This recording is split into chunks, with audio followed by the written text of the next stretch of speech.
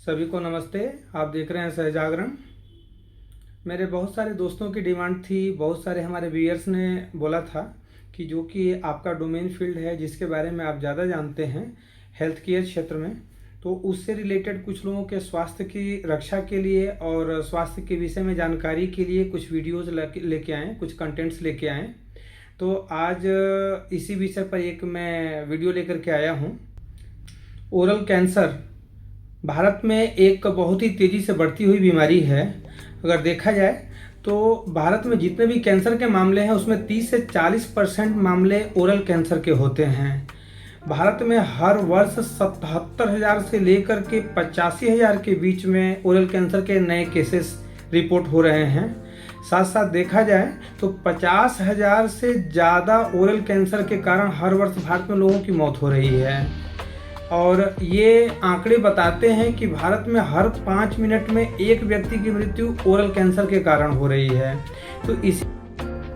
तो आज इसी विषय पर बात करने के लिए शहर के जाने माने oral and maxillofacial surgeon doctor Pawan Kumar से बात करेंगे। डॉक्टर साहब, स्वागत है आपका। नमस्कार। डॉक्टर साहब, आज हमारा विषय है, जैसा कि आपसे बात हुई है, ओरल कैंसर के बारे में। तो ओरल कैंसर के बारे में तो हम बात करेंगे। सबसे पहले, अभी आप हमारे दर्शकों को पहली बार मिल रहे हैं, तो थोड़ा सा आप अपने बारे में और अपने क्लिनिक के बारे में, अपने हॉस्पिटल के बारे में बताइए। आप क्या क्या सुविधाएं देते हैं लोगों की, आप कैसे सेवा करते हैं? सभी को नमस्कार। मेरा नाम डॉक्टर पवन है और मेरा specialization oral and maxillofacial surgery है। काफ़ी कम लोगों को पता होगा कि ओरल मैक्सिलोफेशियल सर्जरी होता क्या है। तो बेसिकली एक MDS एक ब्रांच होता है जिसमें हमारा मुख्य रूप से फेस का सर्जरी हम लोग करते हैं, जिसमें खासकर commando surgery, oral cancer, head and neck cancer surgery करते हैं। इसमें मुंह का कैंसर, गले का कैंसर, जीभ का कैंसर, गाल के कैंसर का हम इलाज करते हैं। साथ साथ जितने फ्रैक्चर केस होते हैं, जो रोड एक्सीडेंट इंजरी होता है, उसमें फेस से रिलेटेड जितने भी इंजरी होती है, जैसे जबड़े की हड्डी टूट जाती है, जबड़े की ऊपर वाली हड्डी टूट जाती है, कभी कभी क्या होता है कि नाक की हड्डी टूट जाती है, तो उसकी भी प्लेटिंग और सर्जरी करते हैं। और इस तरह से हम हेयर ट्रांसप्लांट भी करते हैं। तो ये हमारा स्पेशलाइजेशन है, यही हमारी स्पेशलाइजेशन इस फील्ड में ओरल मैक्सिलोफेशियल सर्जन करते हैं। अच्छा डॉक्टर साहब, दिल्ली के किस क्षेत्र में आपका हॉस्पिटल है? मेरा मल्टीपल सेंटर है। पश्चिम बिहार में ला मेडिक्स क्लिनिक के नाम से क्लिनिक है। साथ साथ the Pulse multi speciality hospital Chander Vihar में है। निहाल बिहार में देव किरण मेडिकल सेंटर के नाम से डे केयर सेंटर है। चंदर बिहार में भी देव किरण मेडिकल सेंटर के नाम से डे केयर सेंटर है। और नजफगढ़ नागली रोड पे मेरा डे केयर सेंटर के नाम से एक डे केयर सेंटर है, जो विगत 13 साल से मैं लगातार मेडिकल फील्ड में मैं लोगों की मदद करते आ रहा हूँ, सेवा देते आ रहा हूँ और ट्रीटमेंट करते आ रहा हूँ। अच्छा डॉक्टर साहब, ये ओरल कैंसर जनता को समझने के लिए तो आपने बता दिया, हाउएवर अगर एक्सपर्ट एडवाइस की ज़रूरत पड़ती है या फिर उससे पहले लोगों को टेस्ट करने के लिए अर्ली फेजेज में उसके डायग्नोसिस के लिए या जानकारी के लिए क्या करना चाहिए? उसको जानकारी के लिए नज़दीकी डॉक्टर से जाकर मिले, जो जनरली डेंटिस्ट होते हैं, वो डायग्नोसिस कर सकते हैं। ओरल कैंसर स्पेशली जो ऑन्को सर्जन होते हैं वो बता सकते हैं। उसमें मुंह के कलर चेंज के आधार पे, उसमें घाव के आधार पे हम डिसाइड करते हैं कि ओरल कैंसर है कि नहीं है। जनरली किसी को माउथ अल्सर है तो वो ओरल कैंसर नहीं भी हो सकता है, हो भी सकता है, या किसी को अगर थोड़ी सी परेशानी है तो किस केस में डॉक्टर के पास जाना चाहिए और किस केस में मामूली ट्रीटमेंट से उसको काम चला लेना चाहिए? एक महत्वपूर्ण सवाल है। हर 6 महीना में हर पेशेंट को, हर लोगों को अपने मुंह का चेकअप कराते रहना चाहिए। जिससे शरीर का हम जैसे ब्लड टेस्ट कराते हैं नॉर्मली, ऐसे मुंह का भी चेकअप बाहर की कंट्री में, फॉरेन कंट्री में हर कोई अपने 6-6 महीना पे जाके डॉक्टर से चेक कराते हैं, खासकर मुंह को लेकर। उसी तरह नज़दीकी डॉक्टर से जाके हर 6 मंथ पे जाके चेक कराते रहना चाहिए। अच्छा डॉक्टर साहब, एक और चीज़, ये जो आपने बताया कुछ मुख्य कारण हैं, इसके अलावा ये जो आम तौर पे टबैको है, मतलब तंबाकू चबाना, अल्कोहल का कंजम्पशन है, तो इसके अलावा और कोई ऐसे कारण जो लोगों की समझ में, मतलब समझाना कठिन है, सिर्फ डायग्नोसिस से या लेबोरेटरी टेस्ट से ही वो आते हैं? एक तो आपने बायोप्सी बताया, इसके अलावा कुछ और चीज़ें हैं जो कि सिर्फ डायग्नोसिस से ही पता चलती हैं, इसके लिए डॉक्टर की रिकमेंडेशन होती है? यही बेस्ड आर्टिफिशियल इंटेलिजेंस एक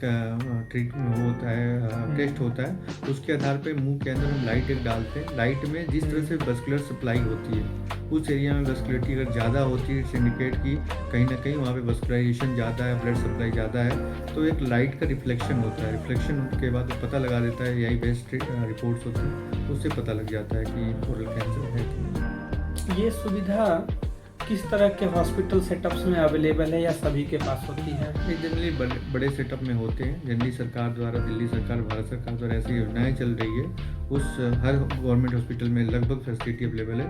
आप वहाँ जाके इसका इलाज करा सकते हैं, पता करा सकते हैं। जी, ये ओरल कैंसर पे हम लोग दोबारा आ जाते हैं टेस्ट से आगे, फिर से दोबारा पेशेंट की अंडरस्टैंडिंग के लिए। ओरल कैंसर सर एक बार डायग्नोस हो गया अगर, तो उसके ठीक होने की संभावना कितनी रहती है और कितने चांसेस होते हैं कि आदमी रिकवर कर जाए, या उसके कुछ फेजेस होते हैं कि इस फेज तक हो सकता है और इस फेज के बाद अलग तरह का एक प्रोटोकॉल होता है? पहले ऐसा माना जाता था कि कैंसर है नो आंसर, बट आधुनिक जो भी टेक्निक है, जो भी हमारा डेवलपमेंट हुआ है मेडिकल साइंस में, तो अगर अर्ली डिटेक्शन होता है किसी भी कैंसर का, चाहे ओरल कैंसर हो, सर्वाइकल हो, ब्रेस्ट हो या जीआई कैंसर हो, उसका तुरंत ट्रीटमेंट किया जा सकता है और मोर्टेलिटी रेट को हम डिक्रीज़ कर सकते हैं, मरने की संभावना को कम कर सकते हैं। लेकिन इस सारी की सारी पॉसिबिलिटी सिर्फ और सिर्फ आपके डिटेक्शन के टाइम पे डिपेंड करता है। अगर लंबे समय बाद, अगर लॉन्ग टर्म बाद, अगर काफ़ी समय बाद आप इग्नोर कर रहे हैं और कैंसर फैल गया, मेटास्टेटिस हो गई, देन ट्रीटमेंट करना मुश्किल हो जाता है। परंतु अगर अर्ली स्टेज में हम डिटेक्ट कर लेते हैं बीमारी को, तो पूरी संभावना है पेशेंट ठीक हो जाता है। अच्छा, ये कोई विशेष प्रकार का वर्ग होता है मानव समूह का कि जिनको ओरल कैंसर होने की संभावना ज़्यादा होती है, तो कुछ इस तरह का है एथनिसिटी के बेसिस पे या किसी क्षेत्र पे या वातावरण पे डिपेंड करता है क्या? बिल्कुल करता है। जैसे जो मज़दूर लोग सन एक्सपोजर वाले एरिया में काम करते हैं, उनको लिप का कैंसर होने की पॉसिबिलिटी बहुत ज़्यादा होती है, क्योंकि सन जो एक्सपोजर होता है उससे अल्ट्रावायलेट रे निकलता है, जो डायरेक्ट सन एक्सपोजर की वजह से वो कन्वर्ट होता है लिप का कैंसर में। दूसरा, जो मज़दूर टाइप के लोग होते हैं, जो लोअर सोशो इकोनॉमिक वाले लोग होते हैं, वो गुटखा, तंबाकू, बीड़ी, सिगरेट का सेवन ज़्यादा मात्रा में करते हैं और अपने हाइजीन को भी मेंटेन नहीं करते हैं। तो इसके कारण क्या होता है कि उनमें मुंह के कैंसर होने की संभावना ज़्यादा होती है।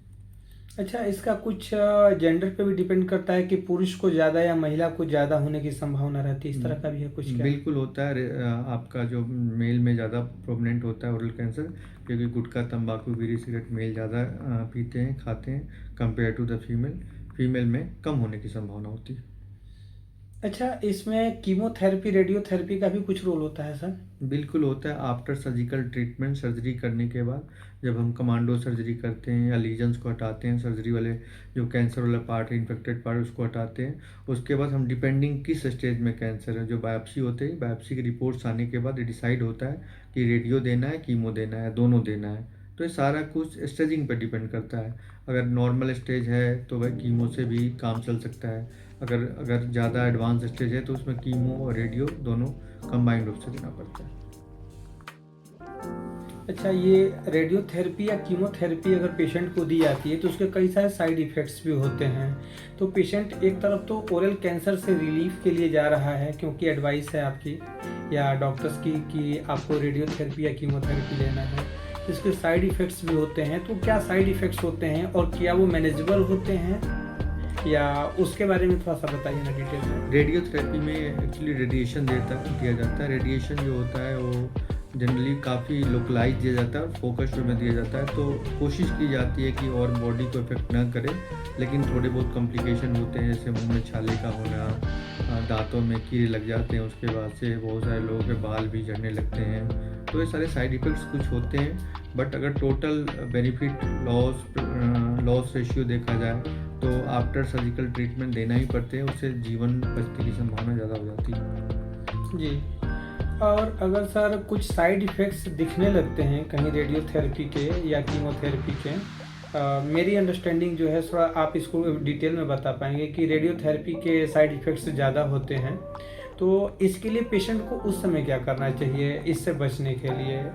पेशेंट को एज सच बचने के लिए डॉक्टर से मिले, जिस डॉक्टर से, जो ट्रीटिंग डॉक्टर, उससे मिलना चाहिए।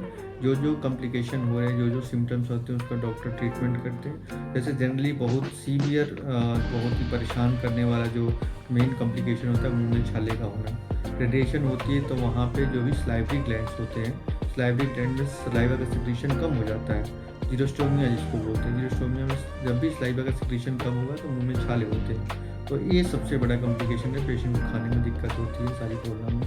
साथ साथ कीमोथेरेपी देने के बाद वेट लॉस भी होते हैं, क्योंकि जो कीमोथेरेपी जो केमिकल्स होते हैं, जो ड्रग्स होते हैं, वो कहीं ना कहीं थोड़ा बहुत नॉर्मल सेल्स को भी मारते हैं, तो उससे वेट लॉस की संभावना होती है।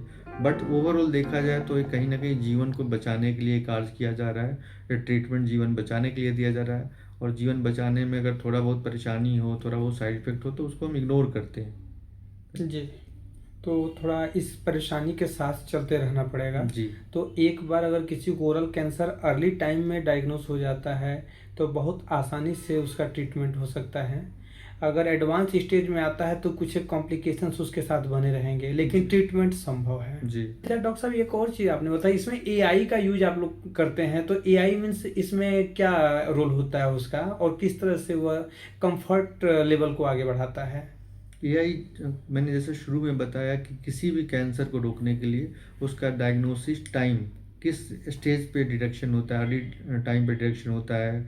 तो एआई बेस्ड क्या होता है, मास लेवल पे हम एआई के हेल्प से हम ओरल कैंसर अवेयरनेस प्रोग्राम करके पता लगा सकते हैं। जैसे प्री मेलिग्नेंट लीजन्स बोला था, प्री मेलिग्नेंट कंडीशंस बोला था, 2 तरीके के होते हैं। तो एआई का बड़ा इंपॉर्टेंट रोल है। अगर किसी भी चीज़ को, किसी भी खतरे को हम पहले ही जान जाएं तो हम प्रिवेंटिव प्रोग्राम चला सकते हैं, लोगों के अवेयरनेस प्रोग्राम चला सकते हैं और बचा सकते हैं। इसमें एआई का बहुत इंपॉर्टेंट रोल है, क्योंकि एआई डिटेक्ट कर सकता है अर्ली स्टेज में और बता सकता है कि हाँ भाई, आपको कैंसर होने की पॉसिबिलिटी इतना % है। अगर पेशेंट को कई बार ओरल कैंसर नहीं है, उसको सिंपल सा माउथ अल्सर है, तो किस किस तरह की भ्रांतियां, लोगों के मन में कई तरह के मिथ भी हैं ओरल कैंसर को लेकर के, तो क्या क्या कॉमन मिथ हैं और उनको कैसे डिबंक किया जा सकता है, लोगों को इसकी अवेयरनेस कैसे, स्पष्टता कैसे बताई जा सकती है?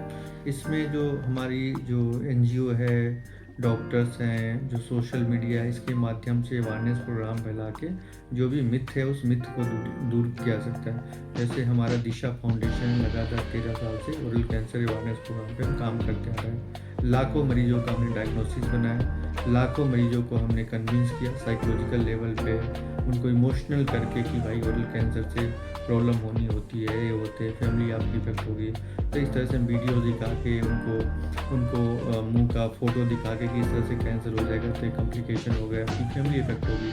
तो इस तरह से सोशल मीडिया, एनजीओ और आपका टीवी के माध्यम से, पैम्पलेट्स के माध्यम से, संचार के माध्यम से, अखबार के माध्यम से हम लोगों को मोटिवेट कर सकते हैं कि आप गुटखा, तंबाकू, बीड़ी, सिगरेट छोड़ें, जो कि हमारी एनजीओ लगातार करती आ रही है, दिशा फाउंडेशन और श्री देवकिरण ग्लोबल फाउंडेशन। इस तरह से करके हम इसको रोका सकते हैं। पेशेंट्स को कई बार ये जेनेटिकल इफेक्ट भी होते हैं, जैसे माता पिता को अगर पहले कभी कैंसर की कंप्लेन है तो उनके बच्चों में, संतान में होने की संभावना ज़्यादा रहती है।